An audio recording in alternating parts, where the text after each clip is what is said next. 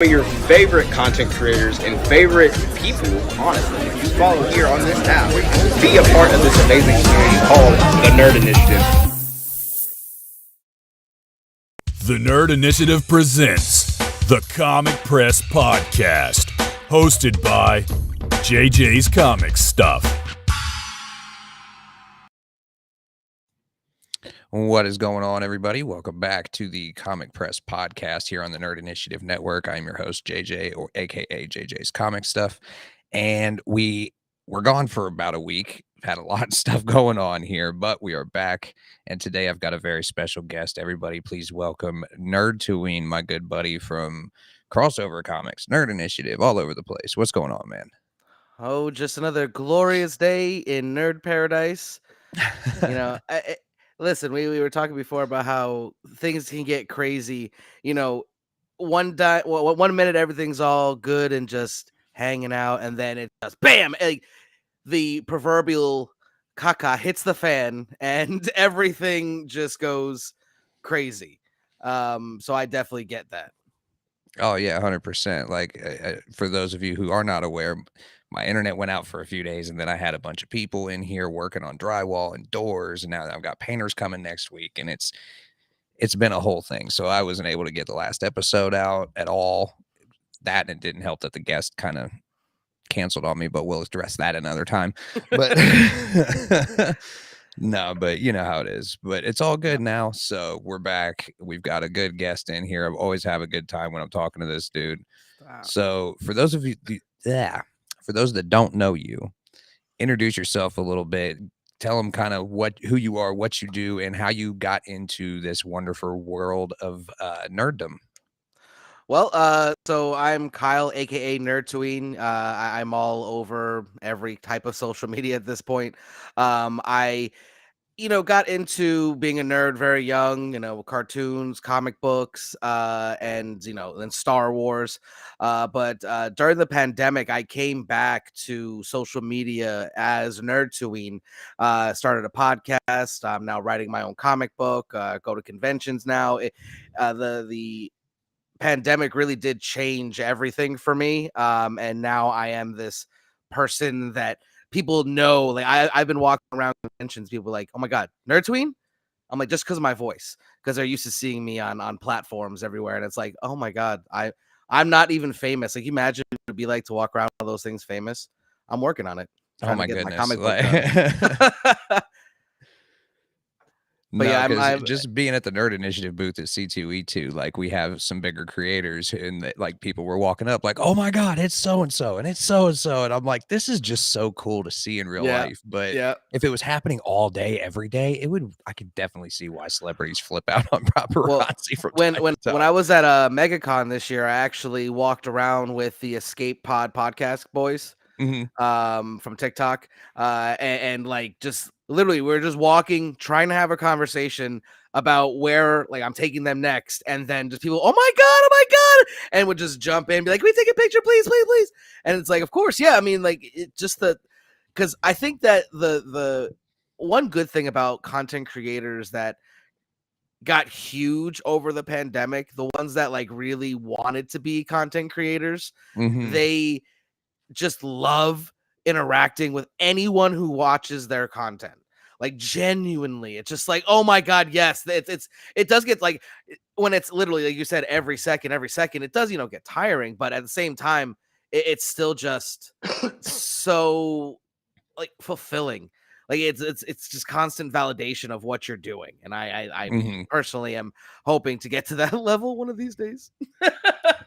We'll all get there eventually, man. But it is one of those things where it's like you almost have to do that, right? Because if your followers all of a sudden think you're, for lack of a better terms, a dick, then they're not going to keep watching your stuff, man. So like, it makes sense that if your followers recognize you enough to actually come up and want a picture and like want just a quick conversation with you, and you don't do that for them, it's a dick move. Yeah.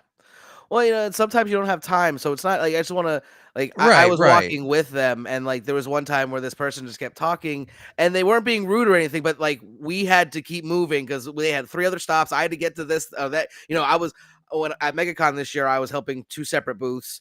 I had an exhibitor's pass, and I was literally manning a booth and walking these guys around, and it was like the difference between working a convention and attending a convention. It's like night and day. So let's talk about that, because that was one of the big topics we wanted to cover today. Was, since it is convention season, it's probably a good, there you go. I've got a small collection building as well, like of just my exhibitor badge. Yeah, but it's definitely different. Like if you go as just a convention goer. So hey, this one's got an interesting story. So this is like the first major convention I went to, right? Collecticon Orlando 2 years ago. I got the VIP pass and I met Vanilla Ice, but I actually also got brought up on stage when he was performing cool. Go Ninja, Go Ninja, Go, and for the rest of his set, because I was in Casey Jones cosplay. There it is. It was one of the greatest experiences of I was literally behind a Ninja Turtle on stage with Vanilla Ice. Go Ninja, Go Ninja, Go. That's awesome.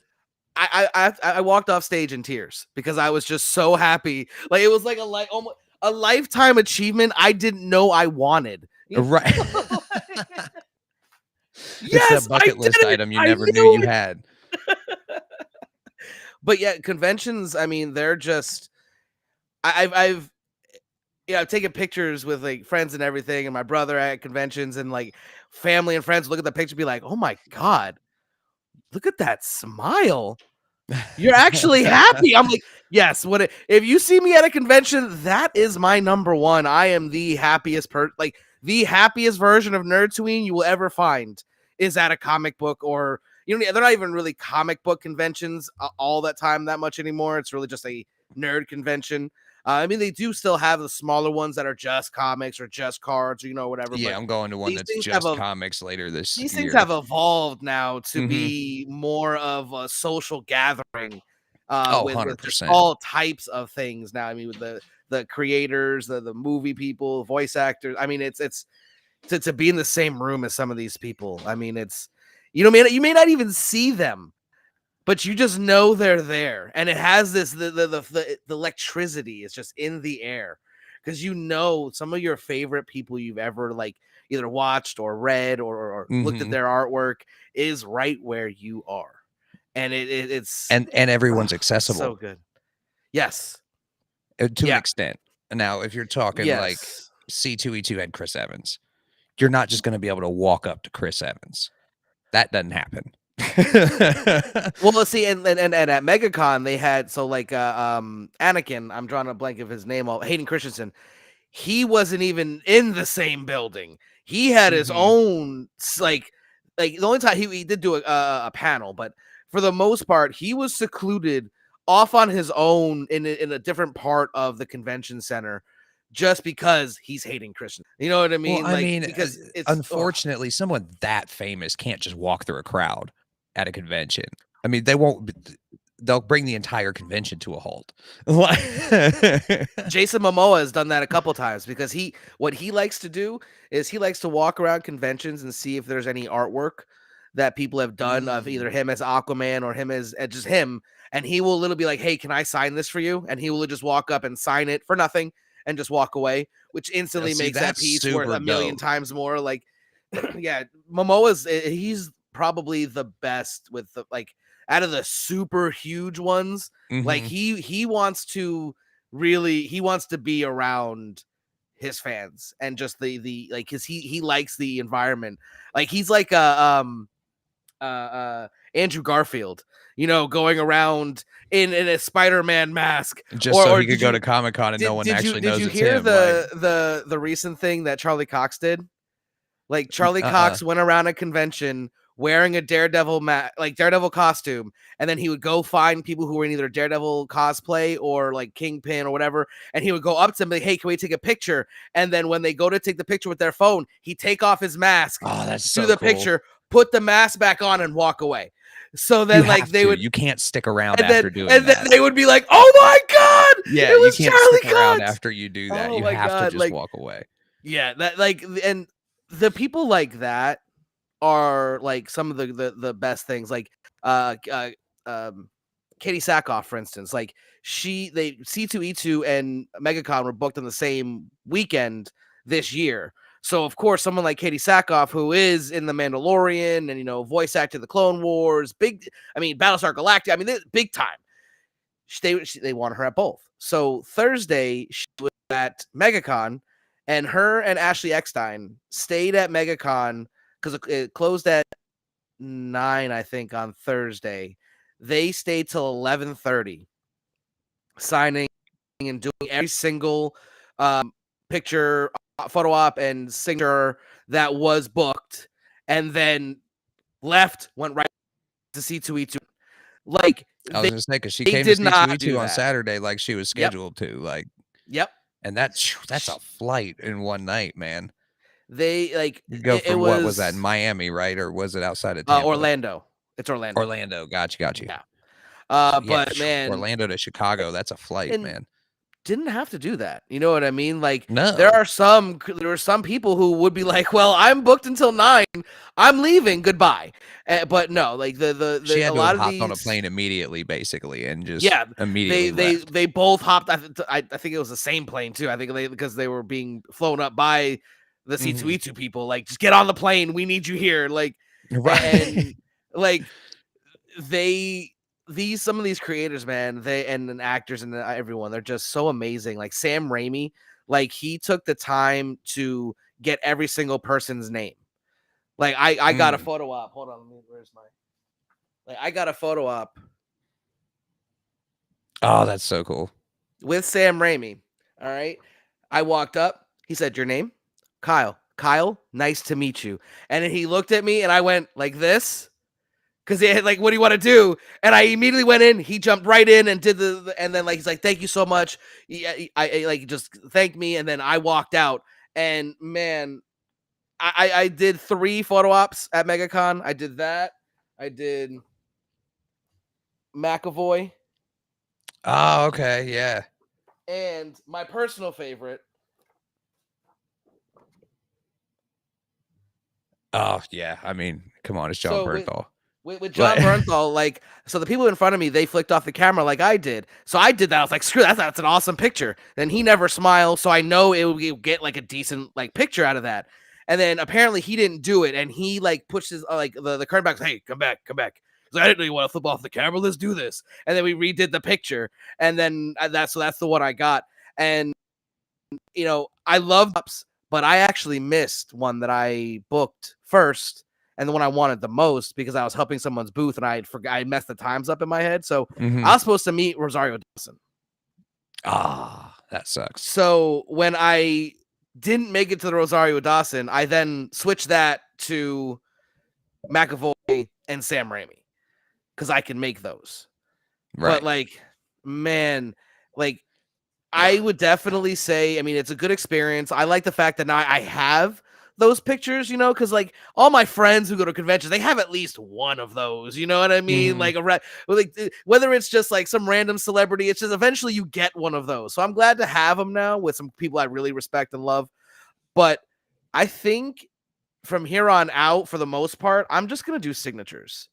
Because like when you do a signature, you at least get the time where they're signing that you can have a brief conversation. When you're doing these photo ops, it's literally, all right, line, take off all your stuff, put your phones away. All right, stand here, click, move out that way. You don't even get to say much of anything at all. It feels very industrialized. Yes. And again, I'm not complaining at all. I'm just saying, like, if I'm going to go biggest bang for my buck. How many hundreds of people do they take a picture with every day at those things? Like, and I'm not faulting them. That's what you have to do. Like, it's impossible to do anything else but that. You got, like you said, thousands of people in line waiting to meet this person, unless it's a meet and greet, which is a completely separate thing. Oh yeah. You know what I mean? That's like a laid back thing. You're like in a room with them. You're all hanging out, like eating pizza or something. And like, yeah, that's completely different. But in just a regular photo op, man, from now on, I'm probably going to go just something random. Like I have a random Punisher book I could have got signed by him. You know what I mean? Like, who cares? I get something signed. So, I sell comic books and, stuff like that. So, I could flip that, make a little money back, so it's not as big of an investment, or whatever. And then you get that time where it's like, hey, nice to meet you. I'm a big fan. Even if it's just that, because they have to sign it at least. Right. You get some type of real interaction. And a lot of times you can be like, hey, can we get a quick little selfie? And sometimes they even have like, you can pay like an extra $10 to get. About to say that. Yep. I'll do it. I mean, why? That's what I did with Kevin Conroy. Like right before he passed, I went to MegaCon 2 years ago, and he had at his booth, it was $20 for a signature or $40 for a signature and a picture. I was like, take my money. Like, what? There was no question that there. Cheap? Shoot, come on. You know what now. I mean? And if it's a little bit extra, just so you can get, and it was like the guy came from behind the booth, grabbed my phone, like took the picture, you know. And they always got a guy who knows exactly how to like take a good picture for you real quick. I remember thinking at that time, like, man, they just used my phone. That's kind of like an extra $20 for that. I think I'm gonna get the photo op next year. And now I did the photo op, and I'm like, nope, I was right the first time. Because I paid extra to get the digital too. So I mean, I'm doing basically what I wanted to do, minus a piece of merchandise or something I can cherish and look at. Like that Batman Blu-ray animated series, that will never go. The only time that will ever leave my house ever again is A, if I'm moving, or B, if I'm going to a convention where Mark Hamill is. Right, to get an additional signature on it. That is it. That is the only there is no amount of money, because it's to me. Like, he actually is like, hey, you want me to just sign it? He's like, hey, are you trying to sell this? I'm like, no, please. You can dedicate it to me, please. That is definitely mine and will never go anywhere. Like, there is no monetary value on that. And then he died a few months later, and he approved my Joker voice.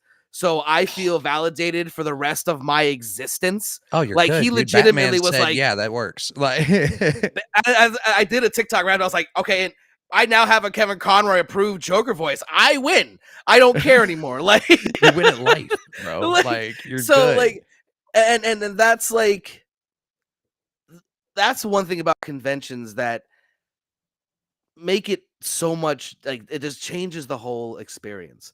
If you can spend a moment with these people, like, I don't know about you, but like me, Conroy and the Batman animated series, that's a huge part of my childhood.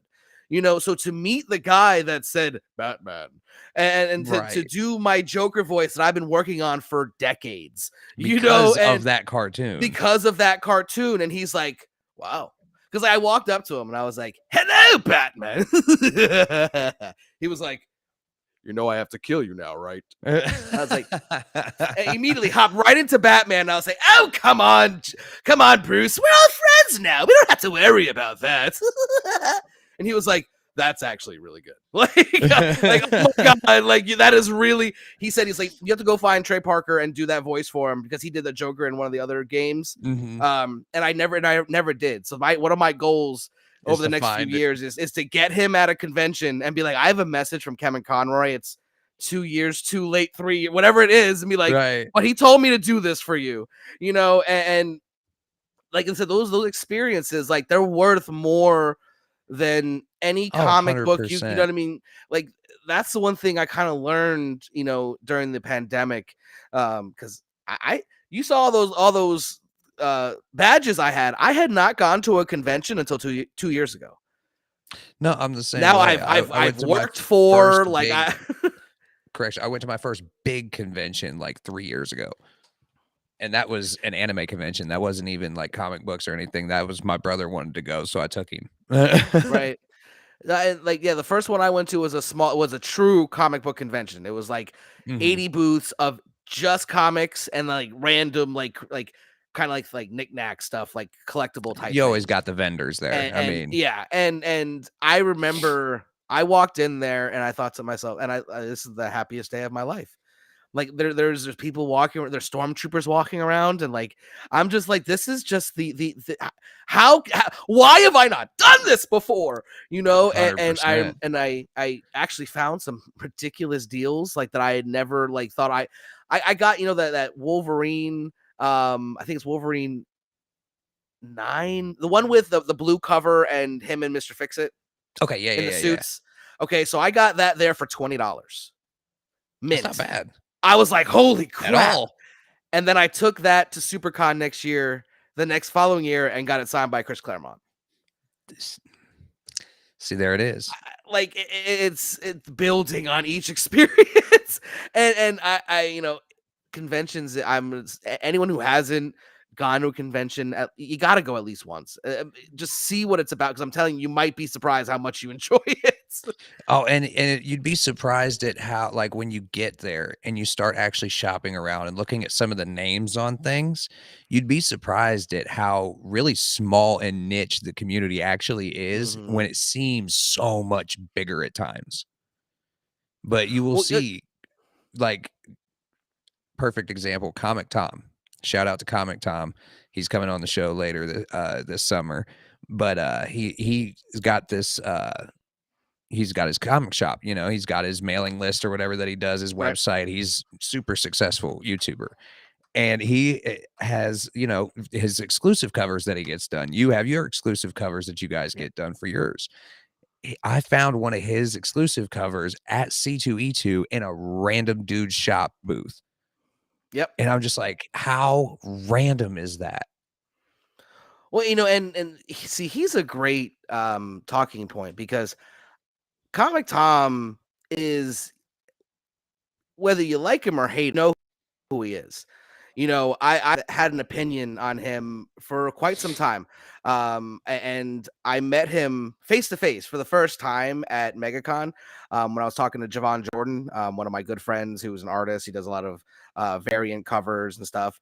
And I'm talking to him, and he's like, man, people are like, asked me one time, this guy came up and he was like, who do you think you are? He's like, well, I'm Comic Tom. And he was like, who the hell is Comic Tom? And I was like, all right, first of all, you may, if you're in a comic book convention and you claim to know anything about comics, whether you like him or hate him, you are aware of who Comic Tom is. Because when you first get into comic books within the last, I'd say 5 to 10 years, if you get on YouTube and type in comic books, the first channel that pops up is Comic Tom. Well, and as far as YouTube's concerned, as far as I'm concerned, he's the king of comics on YouTube. Like, and he has the following to back that up. And the one thing about like Comic Tom is, if you don't like his methods, that's one thing, but his methods and who he is and what he's actually trying to do, whether you believe it or not, is probably what you're trying to do as well. Just get more people to be reading comics. And that's my thing. Like, there's a lot of people who, and I'll admit, up until I met him face to face, I was one of these people who kind of like judged what I had seen and heard in the community, and he is not this demon that some people try to make him out to be. Like, and not at all. I just don't, because like everyone, they look at him and his association with Whatnot, and then a lot of it stems from the Whatnot stuff, and again, you can have your opinions on the platform or whatever, but at the end of the day, he doesn't really have control over what they're doing. he exactly, he's not the platform. He might be the unofficial face of the comics, but again, that it's and my thing is, people complain about those influencers, and okay, if you can make money continuously, would you not? 100%. What do you think? Like exactly. Here? So a lot of these people who are complaining about the ethics or whatever, well, I think the problem is more with the community than any sellers. Because if, let's say, you think that these people are charging more than they're worth, that's fine, but people are still paying for them. That's what it is. So why, if you want the market to change, then use your dollar and change the market. Right. That's how it works. Or use your voice and talk about other possible, like, let's say that you don't like them, try going to this outlet or that outlet. If it's all about the community and growing the community, what a lot of people claim to be about, it seems real easy to just point fingers and say, that's the bad guy. That's the bad guy. Well, what are you doing to try to about fix anything it? that he's really doing anyway? I mean, Well, I know he's like real into the speculation stuff, but at the same time, he's not the one setting those prices. He's just reporting on things he sees. That's all he's doing. So the part of the only there is the tinfoil hat conspiracy theory type stuff that people will say that he manipulates the market, because then an app that he associated with will also say this is the book to get and this is the price, and people just automatically accept it as is. Well, even let's just say, for argument's sake, let's say they're doing that. It's on the community then to decide if that's correct. If you don't want to pay that, guess what? If Then you don't. refuse to pay it long enough, they'll drop the prices. And again, at the end of the day, those prices on those books would not exist if people weren't paying them. Correct. No, exactly. So exactly. all these things that they're saying, oh, they're driving the prices up. Like, no, they're just reporting the prices that are already being paid. That's all they're doing. That's the only value a comic book has, is what people are willing to pay for it. No, and you know, it's like I said, it's really quick and really easy to just go, well, they're the problem. That's why everything is wrong. I mean, I don't agree with some of the practices of some of the people that would be labeled as influencers, because I do think that they do at times. There are people out there that do what use they're their power. About. Use their power to influence things, and I get that. And even if you think that X, Y, or B are doing it, then why are you mad at them for just continually to do what they're being shown by the community is what they want? Yeah. It's not the seller's fault if books are being sold for a lot more than they're worth. It's the people who are buying them. And yes, like I said, there are people who would be like, "Oh, this book is worth $90 when it's really worth $70 or whatever," and do that. I get that. But if you're looking at it, and because people are complaining that, you know, and worried, as I am, that the market is real close to a bubble bursting, because of a lot of the things that are going on, I don't think that it's any seller's fault. No. At all. 100%. Because as sellers, know this, I know this, we go by what the market tells us. Exactly. If the market's telling me this book's $200, guess what? I'm charging $200. Exactly. If the market says I can sell something for a certain amount, why in God's green earth would I charge less than that? Now, if I put it up for 200 and it sits there for a year and a half and doesn't sell, guess what's going to happen? I'm going to lower the price. Like, it's all about supply and demand, and like, it's simple economics that a lot of people just don't seem to understand. And, you know, for lack of a better term, the carelessness, I'll say, of some of the members of the community just to decide to, you know, buy everything up at every high premium because you're assuming that there's going to be a bust and then it'll come back again, like it continues to do. And I understand that. I mean, you can see in the background, I've got literal stacks of comic books that I am basically hoarding, you know, until the day that I can get the maximum value for them. If they are not, like, I have literally one box that is literally mine. That out of all of these, here's I the also thing. have two long boxes. Whenever that max price is going to happen, you won't know it's the max price because it'll hit that peak and then it'll go down for 10 years. Yep. Well, I'm like literally, like, my palm is like itching because I have a first appearance of Miles Morales in this closet right here, right behind me. There is a 9.8 Miles Morales first appearance. I'm just like, and right there by itself, even ungraded, is like a $2,000 book. I've seen people charge that much for it. And see, and that's the thing. And yes, I would love to get that much for it. But at the same time, like, is it actually worth that though? It's not. If you look it up on all the databases, graded around a 9.6 to a 9.8 is roughly about 32. Yeah. 3,200 or ish.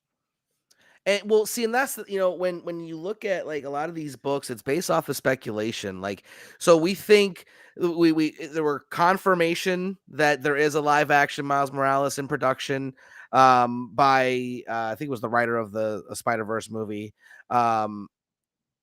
So everyone, again, it's like, oh, we've got to get every Miles Morales book we can find because it's going to be worth $10,000 in the next 10 years because he's going to. And what happens Could when it? all that demand starts coming in? The sellers have to start raising their prices because they don't have enough to give everybody. Well, and because when I heard that, because I actually haven't seen Edge of the Spider-Verse yet. I Either. like I said, I was supposed to go to the fancy premiere and I didn't, and then I just like I was actually kind of like so mad that I didn't. I'm not gonna go into this movie angry because I'm just watching it in the XD or you know what I mean. Like, I'm Right. gonna give it a second to marinate and then go see it. But so I checked. I'm like, oh, let me see what these are going for. When you randomly check a book like that, there aren't that many usually available on a lot of platforms at one time. But then all of a sudden, like I checked and there was literally like 50 or 60 of them newly listed. I'm just like, damn. Everyone was literally just waiting and waiting to just go, all right, Miles Morales. How many do we have? Load them all now. Well, and what I've noticed is it's really particular to like certain Marvel characters that this happens to normally. I've noticed that like DC doesn't seem to have this kind of constant speculation going on with their books. Okay, so part of the reason for that is obviously The prior movies to Gunn,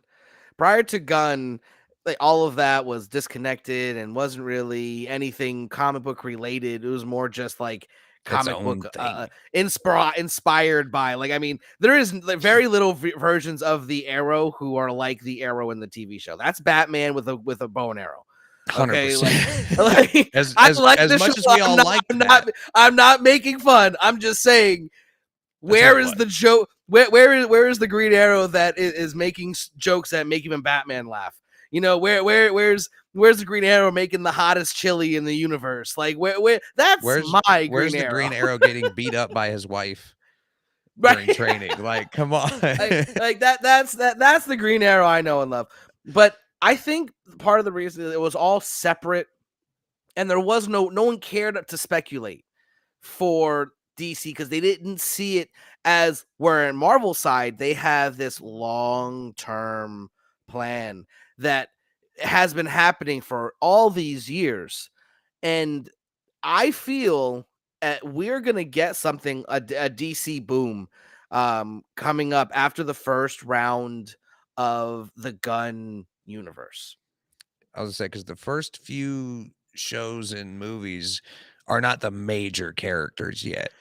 And that's why I think that once they see what he can do with these Guardians of the Galaxy, I mean, unknown characters or lesser known characters, and make them household and just like, you want to root for a tiny raccoon that has an attitude.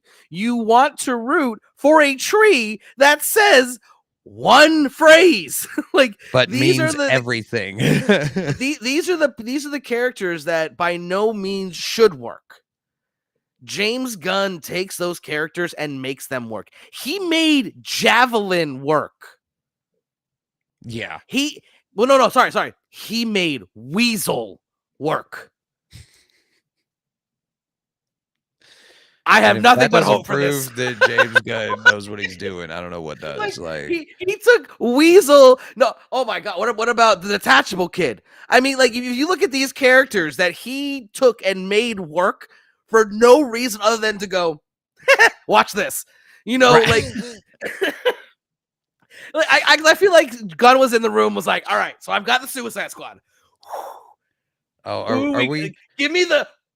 I know I'm doing Polka Dot Man. I'm going to make him the greatest character ever. What? Watch me. All right, let's see. Let's do Weasel. Are you kidding? Trust me on this. Like, and he's just picking the most obscure characters and go, I'm going to make these things amazing. And like, I can't wait to see think that's exactly. Well, there's only one correct casting for Booster Gold, right? Joel McHale. Ooh. From Community. Ooh. Talk about a perfect casting. The character that he played on Community is basically the same type of person that Booster Gold is. You give him the time travel tech and put him in a super suit, and you have Booster Gold.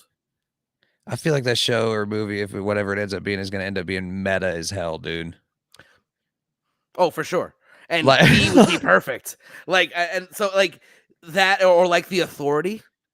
oh, They're like, The Authority is cool as hell, but I don't know how the heck you're gonna make that a entertaining movie. You know what I mean? Like, mm-hmm. I like reading a comic versus watching a comic movie. They're two separate things. You know, like not every great comic book can be a good movie or adaptation. It's just that's just not how it works. You know, is it possible? Yeah, but the thing about comics is, and I say this all the time, it's the most malleable form of entertainment you can find because it can tell any story in just about any art style, in any language, in anything, and it work. You cannot do that in film. No. You know, you just can't.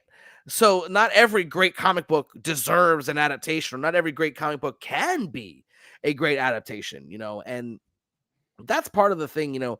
I think maybe I don't get mad at the speculators as much because I speculate and I've been damn right and it's done me very well. So I can't really point a finger whilst sitting in my glass house. Right. So I mean, it's just not something I'm many things, but a hypocrite is not one of them. But I it's It's tough the bad because actors. It's like any other industry. You've got right. your people that genuinely just want to be in the industry and help move it forward. And then you've got people who want to exploit it for every dollar they can. And no matter what industry, Mhm. always happen. So that's the thing that I think a lot of people forget when they're in some of these fandoms, that it's just like not only are these people influencers and you can have your opinions about them or whatever, but you got to realize they're humans as well. Like they see they Mhm. may not see everything, but they genuinely know the opinion of people around them. You know, like whether or not they've read every mean comment you've ever made or whatever, I obviously they probably haven't, but they understand where a lot of people are like feeling about them. And like I said, when I talked to Comic Tom, man, I talked to him and, and genuinely was like, man, like we're doing the same thing. We want just more people in comic books, and you know, where it's like no matter what, you're still a person and I appreciate you. And like when we were talking, like it just you could see on his face that it was just like, oh my God, this is not someone coming up and wanting to be like, F you, Comic Tom. You know what I mean? It's someone who's genuinely trying to talk to me as a human being. You Right. know, like and it kind of shook me a little bit. Well, and You know, one thing I've noticed with a lot of people is like meeting a bunch of content creators in person recently, you can tell who's the same on camera and who's different immediately. Yep. And Comic Tom is not one of those people who's different. That's the Right. thing. The Nope. high energy that everybody sees on his YouTube, that's him. That's just Yeah. how he is, literally. Exactly. Well, and you know, it's funny. Year of the Collector just stopped in, and he said this. He said that about me. He was like, "Yeah, you're the exact same person that I've like seen in all the videos. This is not an act. It's not. No, this is me. I'm just a crazy nerd who has a lot of voices in my head. You know what I mean? Right. Like, like that was one of the highlights of MegaCon for me. Actually meeting Year and it was like the way like it's when people you respect come in and like when you meet people you respect and that mutual respect can just be felt like Year, we love you, man. it's Aw. And yeah, because I literally actually like right before I met Year for the first time in person, that's when I was talking to Comic Tom, and then like shortly Mhm. after I had missed my Ahsoka Tano photo op. Like you can ask Year, like the And I look think on I my even face. messaged you, like, if you run into Comic Tom, he's a nice dude because I had just interviewed him like 2 Yep. months prior to MegaCon. No, and you know and that's the thing about the whole we're people talk about all the time about how it's a comic book community. Why are we trying to hurt that community. Whether or not you think it's justified to, say this creator did this or this creator did that or whatever, why don't we as a community build each other up like we did a few years ago when all we had was us? You know what I mean? Like what? Like seriously, whatever happened to people being like, hey, dude, your video was great. Like, like people being supportive of one another on TikTok or whatever the platform is. That just seemed to stop after everyone's lockdowns ended. Like because and I can tell you why. It's because a lot of people went from being just fans to stepping into the ring. And it's a lot harder for people to give praise where it's due or not. Let's take the that criteria out of it. It's much easier to say something negative than to say something positive. And a lot of people go, if I can cut that person down, that's my spot I can take.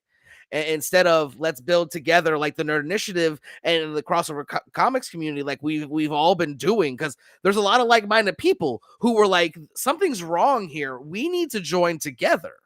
And that's kind of what happened with both these communities, because we all saw that there were a lot of people that were just like making it not fun anymore, and we kind of just became our own little communities with that's now housed in the comic community, where we can just enjoy each other's content and enjoy the fact that we can do this. Like I don't understand, people seem to forget that we get to talk about comic books on the internet now. What do you guys, I mean, maybe you don't remember, you might not be old enough to even remember this, but a few years, I'm going to show my age here. Back in my day, we used to get made fun of and thrown into lockers because we like Star Wars and comic books. Oh, listen God forbid. To me.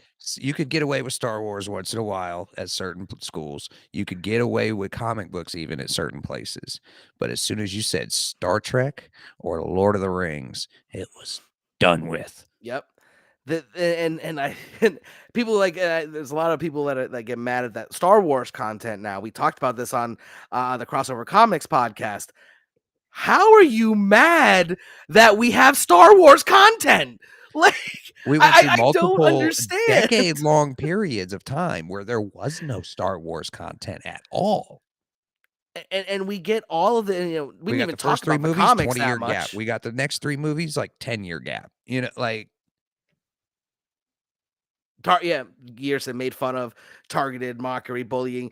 That was all how we like the things we loved. Instead of being at conventions, being talking to people like have the same interests on the internet, like we were all kind of just the outcast for the longest time. And now that we're all in the spotlight, listen, everyone, there's enough internet to go around. Okay. Oh, like let's get it straight now. Like, a follower for you does not mean a minus follower for me. You know what I'm saying? Like, it shouldn't be like it should not be a competition. Once we start competing with each other, it's not fun anymore.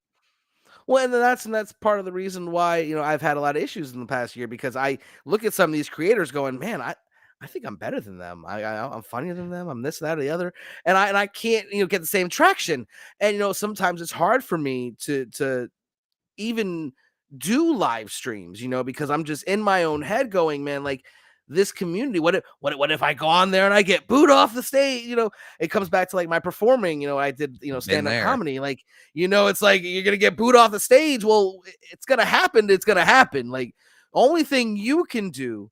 And this, I'm starting to find, all this Zen crap, I'm starting to, if you focus on what you're doing, and focus on getting what you put your best self out there, and other people least will notice. You'll know, right? At least, even if he doesn't succeed, getting all the praise and all the whatever you want, at least that you did all you could. No, not everyone can make it. That's another thing. Like, and some people go, if I stop him, that I can make. It doesn't work like that. I mean, You could make the okay, exact same video I- as this guy with 100 million followers, but you're not him. well, I mean, There's a I've billion other accurately things that went predicted. into factor that person blew up. You know what I'm saying? Other than Yeah. what kind of videos they're doing or whatever the hell. It shouldn't be about. I have this conversation with people all the time, especially people who are just getting into making videos and stuff. I tell them, like, do not pay attention to your follower count, because at the end of the day, it matters very little. Yep. I don't have a huge following, but the quality of what I'm able to do and how I'm able to conduct myself and speak with people, that matters way more. Yeah. Especially in business. If you can't talk to people and actually be a decent freaking human being, nobody's going to want to work with you no matter how many followers you have. Right. Well, and it's tough because, you look at some of these creators who really want to, burst out onto the scene. So what they do is they make these gotcha posts or these like in purposely incorrect things to just spark these like the debate. I'd follow these two gents blindly. But I don't know if that's your best idea year, but we appreciate you. We appreciate the loyalty here at the Comic Press Podcast. Well, actually, you know what? Actually, I'm gonna go ahead and say, year. I actually hope you wouldn't do that. I would hope that you respect me enough that if I say something wrong or something outlandish or something that isn't correct, that you will call me on it. I would hope that you would be like, "Excuse me, sir, that is incorrect," and proceed to just berate me with the facts. That's all. I will learn. This is how we learn. Ta-da! Us dumb kids, you gotta tell us. Some of us are visual learners, 30s, but you know how it is. It is what Ow. it is. Ow. My back reminds me enough of how old I am. You don't have to do it for me. Hey, I got a birthday in 10 days. Trust me. 8 days. How young will you be? I will be. We're gonna go with 22. I missed 22. No, 33. Because my mom for the I think 20th year in a row is 35 this year. No, that's the running joke that I was like, this year I'm gonna be older than her.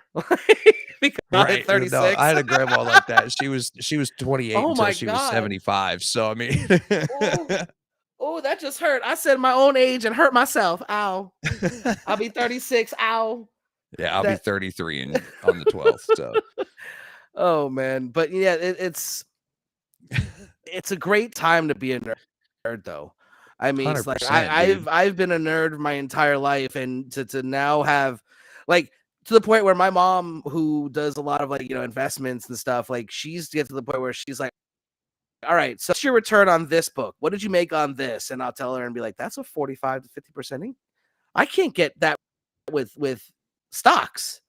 Mm-hmm. And I'm like, well, and either. That's why I do this. It's weird. Like when you start looking up the numbers, comic books is one of the very few things in any kind of collector's market that consistently stays at a level like. What's the word I'm looking for? Because I think the word you're looking for is maintains a plateau. Maybe would be a valid. Yeah, the market doesn't completely tank and it never blows the hell up. It's always just right there. So the reason why I think that is because unlike most other collectibles, these things have history, but you can actually see the history by opening the pages.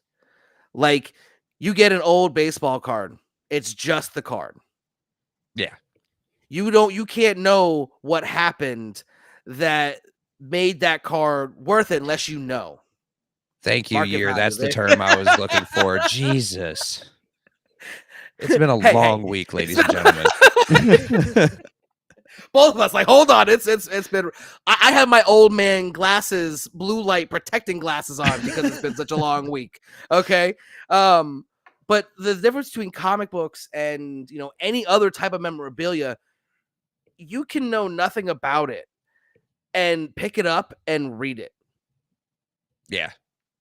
Versus, if you get like a card or like a pop or a figure, you can't then try to figure out its value just by looking at it. You have to go research it.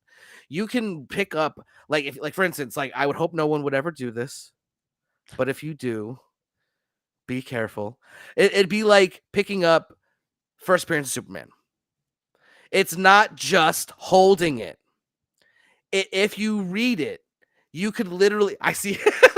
That's why I said. So, all right, JJ, before you freak out, that's why I said I would hope no one would do this. But I mean, someone might find one in a freaking back room somewhere. And if you don't know, you don't know. But so, like, in that regard, it's you can freaking a million years later, human race could be gone, and Superman another race. Here. Exactly. Well, until the sun explodes. That's a whole nother story for another day. I feel like when that happens, it's just going to burn a Superman emblem into the sky for all the other planets to see. And then there'll be an actual Kryptonian go, that's not how you spell hope. Right. They got it wrong. That would be our luck, wouldn't it? Find out Kryptonians actually exist and we've gotten their logo wrong the entire time. Oh my God. That would be the great. I would be, my whole life would be validated at that point. That would be just such a human thing to have happen, right? Superman actually comes down. It's an X. Right. What is that? That's not hope. That's anger. What are you doing? Green, purple, with pink polka dots. He's actually polka dot man. Right. But no, I mean, I think that's the difference, is that comics, for better or worse, they are that as long as the item is intact, you can always reread it if you're brave enough. And you want to crack some of them slabs, because some of them older books, man, I don't even know if raw copies exists anymore. Well, and this brings up an interesting topic. If you're never going to sell it, what does it matter? Yeah. What does the value, if it's just or what does the condition matter? If it's something that you'll always have and you're not going to sell it, what does it matter?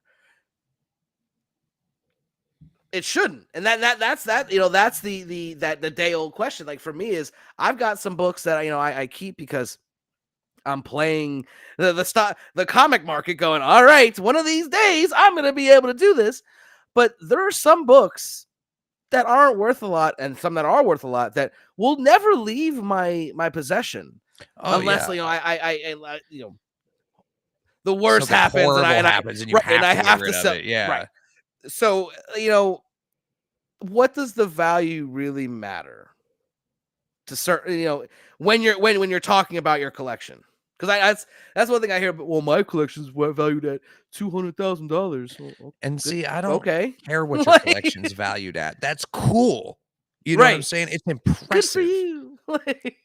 And I'd be down to look at it and look at your collection and admire your collection. Make some videos. I'll watch them. But I've got a $250 comic. Well, it's probably actually worth more than that, because I looked it up raw. I did not look it up the value of it slabbed, because it was a gift. But first appearance of Hobgoblin. That's $200, $300 book. I could sell it right now, probably overprice it at like $450 and still make money on it.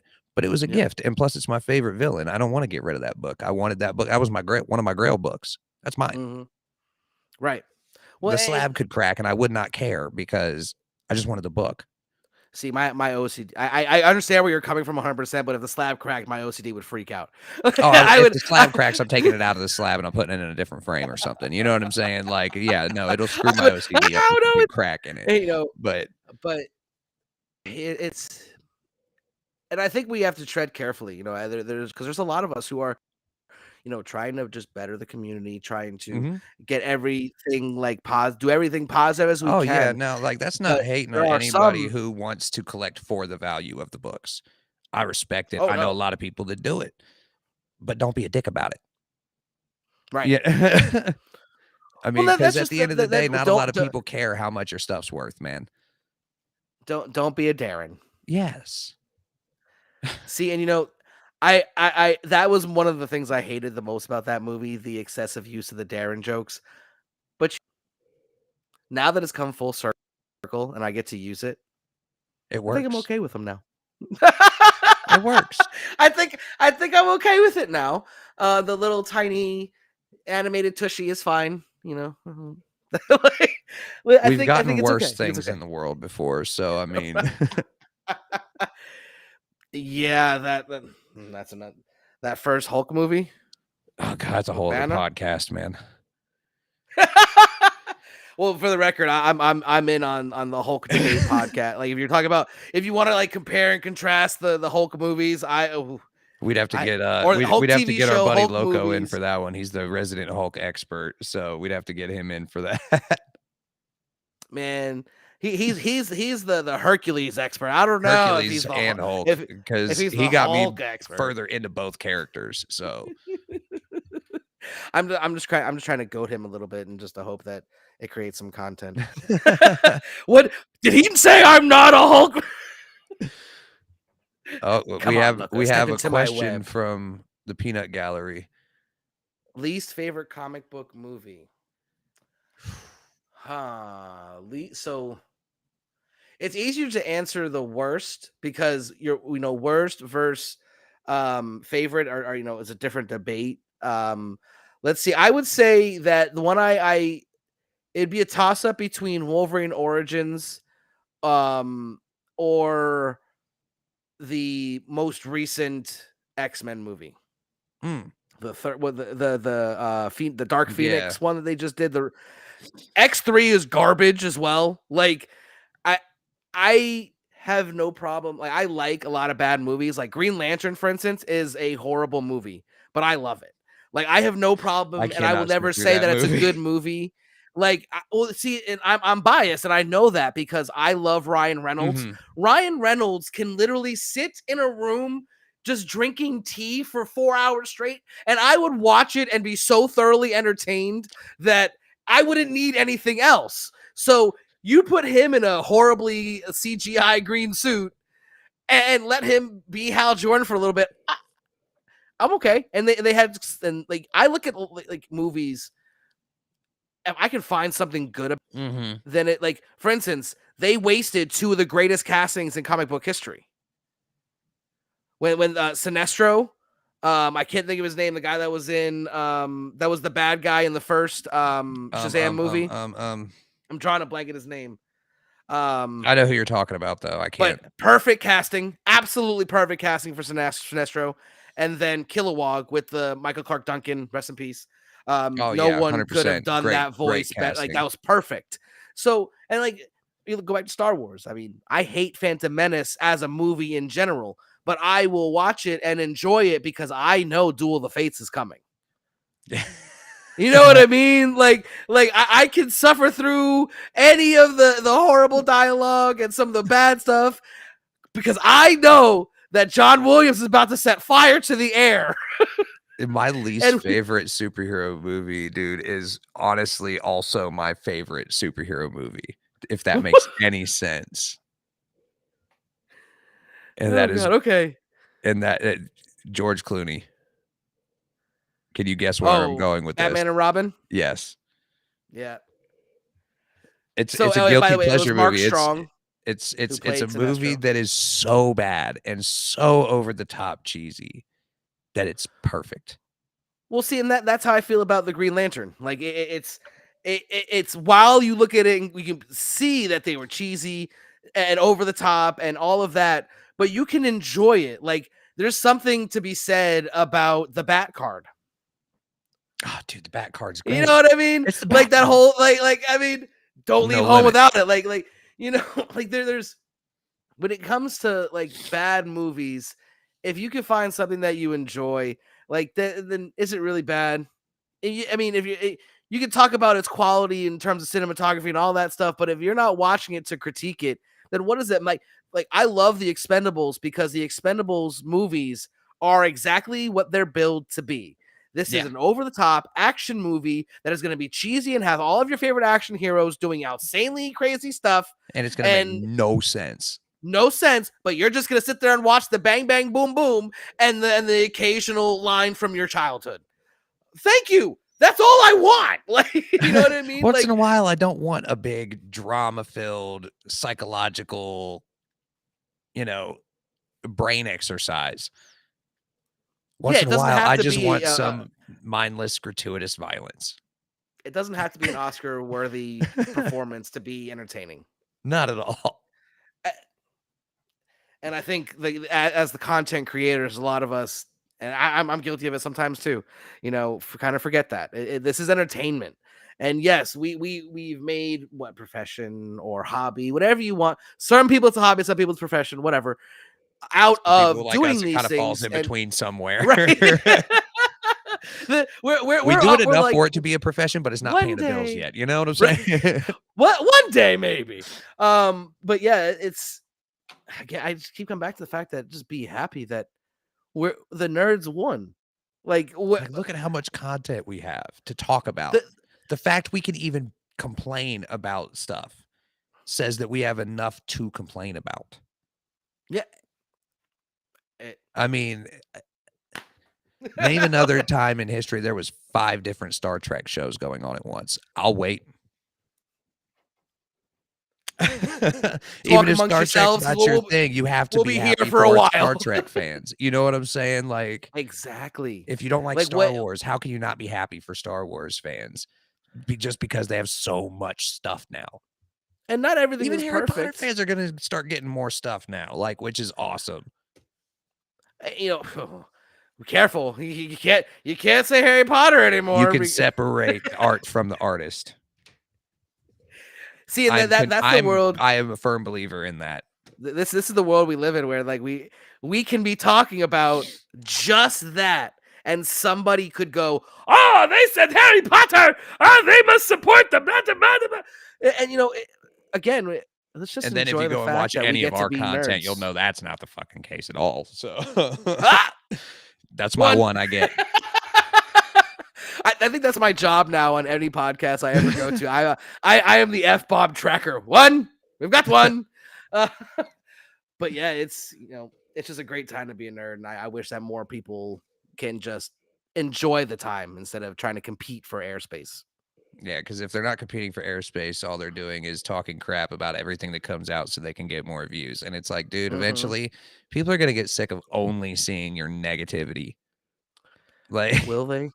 See that? Like, I used to think that too. Like, I used to think that too, but there are literally people who that's all they do is get on and talk crap about something, even if it's wrong. Like, they'll outlandishly say wrong things just because they have a platform and can get away with it.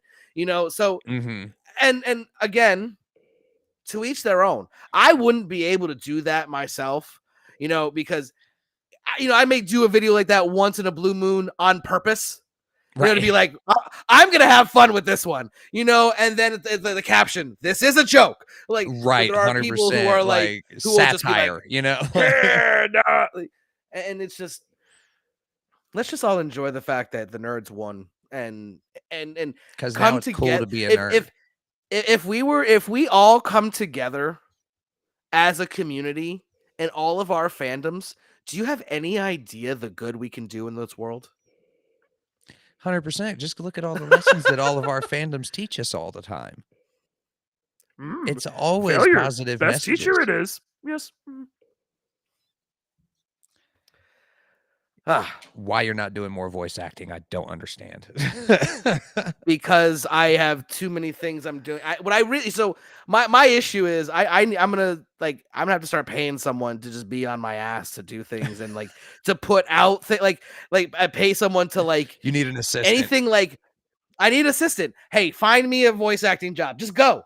Just tell me what I need to say, where and when, and I'll do it. Book go. It, I'll do it. Right. And I'm not successful enough to warrant one of those yet, so it's a double-edged sword, Damn, that'd be really nice to have, but I cannot afford that right now. Oh man. Oh man. So I don't want to keep you all night. It is a Sunday night. We do have usually about an hour show. So is there anything else you want to plug before we get out of here, man? One thing I wouldn't mind plugging is my World Tree exclusive. This is World Tree #1. It is an Alan Qua Virgin, limited to 333. It's available on my link tree through my shop and all of my other social medias. It's just a gorgeous cover by my good friend Alan Qua. So Year has one. Year has one that's actually signed. I signed the back of it for you. He's like, Nice. I want you to sign the back. I'm like, oh, okay. I think it'll lower the value at this point. I mean, maybe if my comic book takes off, maybe it might be worth something down the line. But right now, you just knocked off a couple dollars of your comic, right? But hey, you know what? I got one that I want Comic Tom to sign, and he had nothing to do with it other than it was an exclusive variant from his shop. But I think it'd just be cool to have him sign it. Yeah. No, and that's the thing. I say this all the time. It's about what the consumer wants. Yeah. If you're selling something, if you're like I'm an exclusive retailer, I sell exclusives. If you like it, it doesn't matter. What the community wants is what matters. And if someone who's gonna pay me for something I did, or something that they want, I'm gonna facilitate. If I can make it happen, I will. 100%. And that's something that I wish more people, would do. I think it'd be make the whole community a little bit better. And speaking of community, if you guys want to get more involved, go over to nerdinitiative.com. We do have a new sign up page now under the contact us page. You can sign up for the newsletter once a month. You will get it directly to your email inbox. It'll keep you up to date on all our newest shows, all our new upcoming convention appearances, articles, you name it, it'll be on there.